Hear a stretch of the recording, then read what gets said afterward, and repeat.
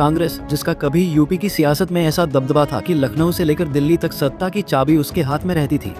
लेकिन वक्त बदला, सियासी समीकरण बदले और कांग्रेस यूपी की सियासत से कोसों दूर होते चली गई। अब वही कांग्रेस 2027 से पहले एक बार फिर यूपी की सियासी जमीन पर वापसी की कोशिश में जुटी है। फर्क सिर्फ इतना है कि इस बार लड़ाई पुराने अंदाज में नहीं, बल्कि नई रणनीति, नए वोट बैंक और नए सियासी समीकरण के साथ लड़ी जाएगी। दरअसल कांग्रेस ने यूपी के लिए ऐसा प्लान तैयार किया है जिसमें 3 मोर्चों पर एक साथ काम होगा। युवाओं और जेन जेड के बीच पकड़ मजबूत करना, पार्टी को जमीन पर ताकत देना और अखिलेश यादव की समाजवादी पार्टी के साथ सीटों के बंटवारे का पेंच जल्द सुलझाना। बता दें कि प्रियंका गांधी की यूपी के पार्टी सांसदों के साथ हुई बैठक को भी इसी रणनीति से जोड़कर देखा जा रहा है। बैठक में सीट शेयरिंग समेत चुनावी तैयारियों पर चर्चा हुई। माना जा रहा है कि 20 अगस्त तक तस्वीर और साफ हो सकती है। लेकिन कांग्रेस की नजर सिर्फ अखिलेश के साथ गठबंधन पर नहीं है, उसकी नजर उस वोट बैंक पर भी है जो यूपी में कभी उसकी ताकत हुआ करता था। वहीं दूसरी ओर कांग्रेस पार्टी बसपा के कमजोर होते प्रभाव के बीच दलित वोटरों के बीच अपनी पैठ बढ़ाने की कोशिश कर रही है।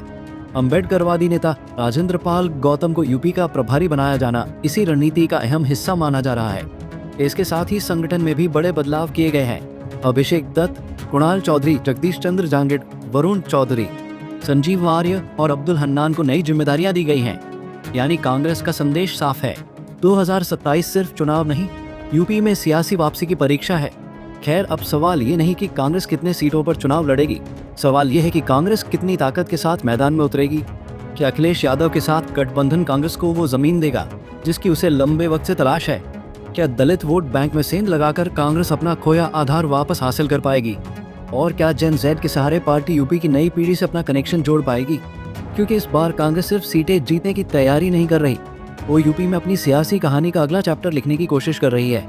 खैर, अगर ये दांव चल गया तो 2027 में मुकाबला सिर्फ बीजेपी बनाम विपक्ष नहीं रहेगा, बल्कि यूपी के सियासी समीकरणों का पूरा खेल बदल सकता है। Bureau report, Punjab Kesari TV. हमसे जुड़े रहने के लिए हमारे YouTube चैनल को सब्सक्राइब करें और नई वीडियो की नोटिफिकेशन के लिए बेल आइकॉन को दबाएं।